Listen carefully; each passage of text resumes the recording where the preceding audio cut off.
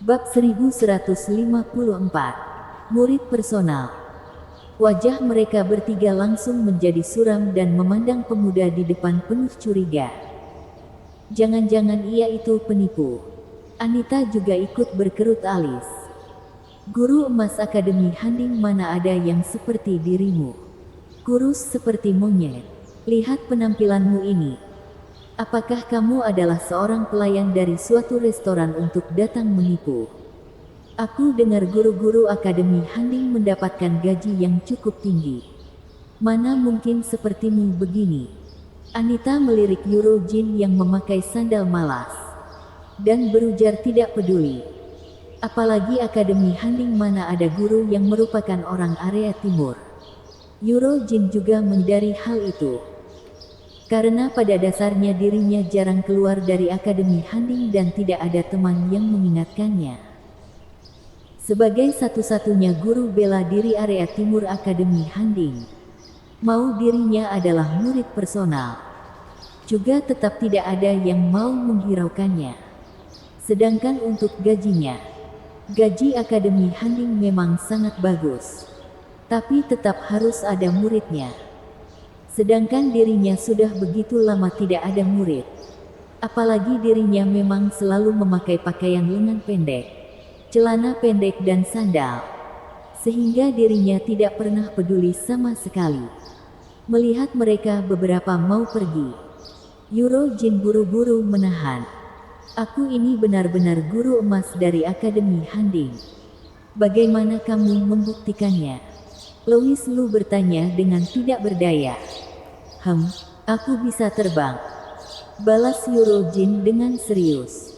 Aku juga bisa, Louis Lu memaki. Lalu melototi Eurojin dan berbalik badan pergi. Tunggu sebentar, tunggu teman. Di tengah sejumlah orang yang banyak, kamu tahu mengapa aku langsung menaruh perhatian padamu? Eurojin menghalang di depan Louis Lu dan bertanya. Sebenarnya apa yang ingin kamu katakan? Louis Lu bertanya dengan tidak sabar. Eurojin buru-buru berkata. Aku bisa membuktikan bahwa aku adalah guru dari Akademi Handing. Sembari berkata, Eurojin juga mengeluarkan 5-6 kitab. Aku lihat kamu sangat berbakat. Memiliki tubuh yang tidak biasa. Kamu pasti bisa menjadi jenius bela diri area timur. Jika kamu ikut aku kultivasi, kamu pasti bisa menjadi orang sukses. Ini adalah kitab bela diri yang aku ambil dari akademi. Anita langsung merebut kitab yang dipegang Eurojin sambil bergumam sendiri. 18 Subduing Dragon Palms. Eurojin mengangguk. Jurus ajaib Juyang. Teknik tongkat anjing. Botol emas.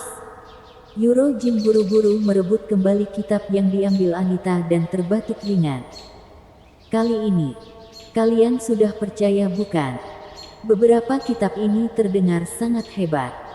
Anita mengangguk dalam dan sudah mulai percaya. Setelah menganalisis lebih dalam lagi, ia berkata kepada Louis Lu. Apalagi di atas sini tanda sihir Akademi Handing. Seharusnya ini asli. Eurojin berujar dengan wajah puas. Kali ini kalian sudah percaya.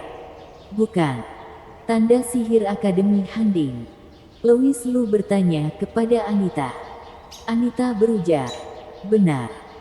Coba kamu lihat cover di atas sana yang tertulis 2 kata Akademi Handing. Kamu tidak bercanda denganku, bukan? Louis Lu tertawa canggung. Anita buru-buru menggeleng kepala. Tentu saja tidak. Orang biasa sama sekali tidak berani memakai nama Akademi Handing untuk menipu. Apalagi kitab-kitab ini terdengar sangat hebat. Benar. Aku juga dapat merasakan bahwa ini benar-benar adalah teknik kultivasi yang ditinggalkan oleh seorang master hebat. Hanya saja Akademi Handing sudah mencatatnya. Pregi Dugu di samping juga ikut berujar. Ayo jalan. Kita pulang dulu. Louis Lu tidak peduli akan beberapa orang itu dan berujar datar. Jangan. Aku benar-benar guru dari Akademi Handing. Kalau tidak percaya, aku masih bisa membuktikannya lagi. Yuro Jin lanjut berkata. Bagaimana membuktikannya? Louis Lu bertanya dengan tidak sabaran. Aku boleh membawa kalian bertemu dengan kepala akademi. Aku ini murid personal kepala akademi. Yuro Jin berujar dengan sangat yakin. Benarkah? Tentu saja benar. Yuro Jin menepuk dadanya berkata. Gurumu hanya mengajarmu ini saja. Louis Lu tersenyum pahit berujar.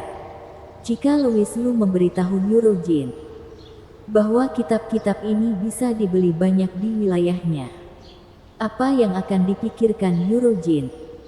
Yuro Jin ini benar-benar dibodohkan. Tapi keterampilanku sekarang ini masih kurang. Dan aku pikir guruku sudah bisa semuanya.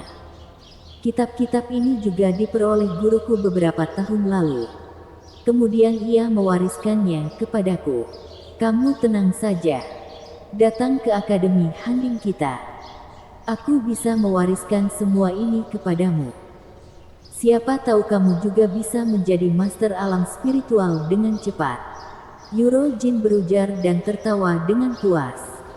Louis Lu berujar dengan tenang. Aku tidak tertarik sama sekali. Tapi jika kamu bisa membawaku bertemu dengan kepala akademi, aku boleh memikirkannya kembali. Tidak masalah. Serahkan saja kepadaku. Jenius seperti kalian sudah seharusnya mencoba sewaktu penerimaan siswa baru. Ujar Yuro Jin emosional. Anita langsung membalas. Kita semua sudah mencobanya. Tapi tidak memenuhi syarat. Jadi kami juga sedang memikirkan caranya. Mendengar ucapan Anita, Yuro Jin mengerutkan alis. Kalian tidak memenuhi syarat. Baiklah kalau begitu. Yuro Jin berbalik badan sudah mau pergi. Mengapa tidak langsung beritahu kalau tidak memenuhi syarat? Aku juga tidak berdaya. Tunggu sebentar. Bolehkah kamu membawa kita bertemu dengan kepala akademi? Tanya Louis Lu. Yuro Jin tidak peduli. Anita memutar bola mata. Kemudian buru-buru mengejar. Dan berbisik pelan di samping telinga Yuro Jin. Ekspresi Yuro Jin langsung berubah. Kemudian menoleh memandang Louis Lu. Sekarang kamu berada di tingkat apa? Peringkat suci tahap awal. Louis Lu berujar datar. Setelah tiba di area barat dunia spiritual. Demi menghindar segala masalah yang tidak diperlukan. Louis Lu pun terus menekan kultivasi di bawah peringkat suci tahap awal. Peringkat suci tahap awal. Yuro Jin memandang Louis Lu dengan cermat. Lihat penampilanmu. Sepertinya usiamu masih sangat muda. Bisa mencapai peringkat suci tahap awal. Pastinya kamu adalah seorang jenius.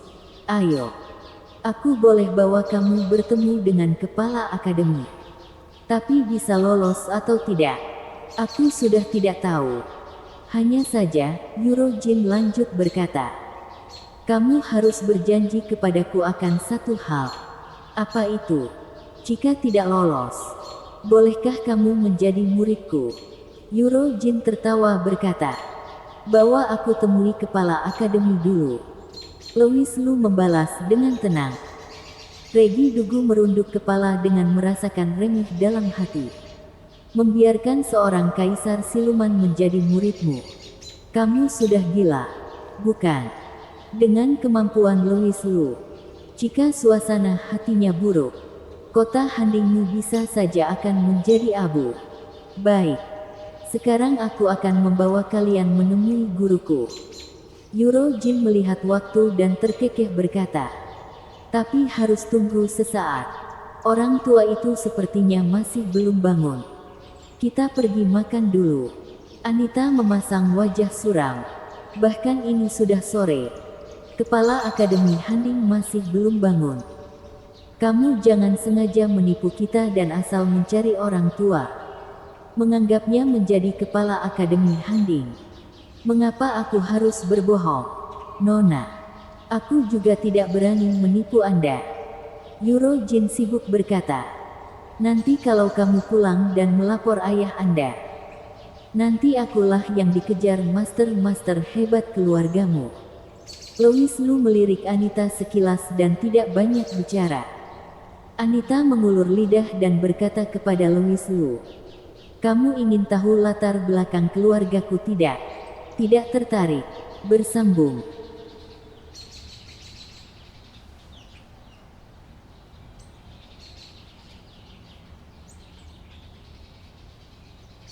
Bab 1155. Kita bahas lebih lanjut. Saat Yuro Jin membawa Louis Lu, mereka datang ke Akademi Handing. Mereka beberapa akhirnya baru percaya akan status Yuro Jin. Orang yang bisa memasuki pintu gerbang Akademi Handing. Kedudukannya sudah pastinya sedikit tinggi. Karena murid biasa tidak boleh asal keluar masuk sini. Akademi Handing ini merupakan gedung area barat murni. Setelah tiba di Akademi Handing, kesan pertama Louis Lu adalah sangat besar. Mungkin karena lagi waktu mengajar. Jadi sewaktu berjalan di dalam akademi, murid-murid yang ditemui mereka pun tidak banyak. Tapi saat ada beberapa orang yang lewat, mereka pasti akan melemparkan tatapan aneh. Tatapan itu, Yuro Jin sudah sangat biasa. Meski ia adalah murid personal kepala akademi, tapi ia sama sekali tidak ada kesempatan untuk menunjukkan kemampuannya. Alasannya tidak lain, karena Yuro Jin tidak memiliki murid sama sekali. Yuro Jin memperkenalkan dan berujar, kalian baru kali ini datang ke Akademi Handing. Bukan, kita sini menjalani pengajaran tertutup. Murid dalam akademi kita tidaklah banyak dan dibagi menjadi 3 tingkat. Tingkat awal, tingkat menengah dan tingkat tinggi. Setiap tingkat juga hanya ada beberapa ratus murid. Karena akademi kita agak besar. Ditambah lagi dengan semuanya yang rajin kultivasi. Jadi terasa agak sepi. Oh, kalau begitu, Guru Jin mengajar kelas apa? Anita tidak tahan bertanya. Kamu bilang kamu itu guru emas. Seharusnya yang kamu ajar itu kelas tingkat tinggi. Bukan? Yuro Jin tersenyum bermakna. Jangan bahas ini dulu. Aku bawa kalian menemui kepala akademi. Oh iya. Aku hanya boleh membawa 1 orang ke dalam. Terserah. Lagi pula aku juga tidak tertarik. Anita berujar dengan ekspresi tak peduli. Setelah berjalan setengah jam lebih, hanya terdengar suara tua yang dimana selanjutnya permukaan tanah gemetar pelan. Kemudian seorang tetua berjubah putih yang mengulur kedua tangan dengan kerutan alis erat dari tidak jauh sana. Guru Gers, aku ada teman yang ingin menemui Anda. Yuro Jin memberi salam kepada tetua di jauh sana. Setelah Gers menemui Yuro Jin, kerutan alis yang awalnya erat pun tampak sedikit sedih. Ia cemberut dan berujar kepada Yuro Jin dengan tidak berdaya. Bukankah aku sudah bilang kepadamu, kalau kamu tidak mendapatkan murid lagi di pendaftaran kali ini, kamu sudah boleh siap-siap pergi dari sini. Melihat ekspresi Gers yang tampak sedikit jijik, mereka beberapa seketika menjadi paham. Sepertinya Yuro Jin ini tidak memiliki kedudukan tinggi dalam hati gurunya juga. Tapi Louis Lu dapat merasakan bahwa tetua ini tidak tampak begitu biasa melalui auranya. Tetua ini pastinya adalah seorang master tingkat alam spiritual. Meski tidak memiliki aura kultivasi, tapi dari penampilannya juga cukup terlihat rapi dan membentuk perbandingan yang jelas dengan Yuro Jin. Guru, coba Anda lihat siapa yang aku bawa untuk Anda. Murid ini adalah jenius dari area timur dunia spiritual. Yuro Jin tidak mempedulikan ucapan Gers dan berujar dengan semangat. Ia ini sudah mencapai peringkat suci tahap awal di usia mudanya loh. Oh iya. Siapa namamu? Namaku Yosu, Louis Lu membalas dengan tenang. Kultivator area timur muda dengan peringkat suci tahap awal. Gers mulai merasa penasaran sembari memandang Louis Lu. Apakah kamu sudah memenuhi syarat penerimaan siswa? Louis Lu menggeleng kepala. Tidak. Kalau begitu sudahlah. Ini adalah aturan akademi kita. Jika bakatmu tidak mencapai syarat, kita tetap tidak menerima. Hingga sini. Gers buru-buru melambaikan tangan berkata, "Guru, andai dengar dulu." Yuro Jin bahkan belum selesai berkata. Ia pun langsung dipotong oleh Gers. "Yuro, ini adalah aturan dari akademi kita selama ini. Aturan itu tidak dapat diubah. Aku tahu ada beberapa kultivator area timur yang tidak dapat merasakan unsur sihir. Tapi ini adalah aturannya. Kamu paham tidak? Baiklah." Yuro Jin menghela nafas pelan. "Pemuda yang bernama Yosu. Jika kamu ingin belajar, kamu boleh coba ke akademi lainnya," ujar Gers sedikit kesal. Louis Lu tertegun sesaat. Apakah aturan ini begitu penting? Louis Lu berujar datar. "Kepala akademi, aku datang mencari Anda. Bukan demi meloloskan kita ke dalam akademi Handing. Melainkan ada urusan lainnya." "Urusan apa?" Gers mendongak dan bertanya. Louis Lu tersenyum berujar. "Dengar-dengar kepala akademi juga sangat menyukai bela diri area timur. Kebetulan aku juga belajar bela diri area timur dari kecil. Kali ini aku datang kemari ingin mempelajari tentang bela diri area timur bersama kepala akademi." Gers tertegun. "Kamu paham bela diri area timur?" "Tentu saja. Bela diri area timur sangatlah dalam. Aku hanya mengerti sedikit teori saja. Masih belum banyak praktik. Tapi leluhurku adalah master yang melatih bela diri area timur. Hanya saja hingga angkatanku sini sudah mulai sepi. Untuk teori yang ada, aku masih cukup mengerti," ujar Louis Lu serius. "Seperti 18 Subduing Dragon Phalanx, Telapak Ajaib Absolut, Pedang Dewa Enam Nadi dan lainnya. Aku paling paham," ujar Louis Lu dengan sangat yakin. "Apakah benar-benar seperti itu?" Gers langsung bertanya. Kemudian raut wajahnya langsung berubah. Kemudian melirik Yuro Jin curiga. "Tapi yang kamu bilang ini, kita juga punya semuanya. Apakah Yuro Jin ini yang mengajarmu bilang seperti itu?" "Aku sudah meneliti kitab-kitab ini bertahun-tahun. Kalau kamu ingin menipuku, lebih baik kamu pergi saja." Louis Lu langsung melintas cepat. Di belakang tubuhnya pun muncul sejumlah bayangan yang seketika datang ke hadapan Gers. Raut wajah Gers langsung berubah. Ia berseru kejut. "Kamu baru peringkat suci tahap awal. Namun bisa-bisanya sudah memiliki kemampuan seperti itu. Memang benar kamu itu jenius yang langka.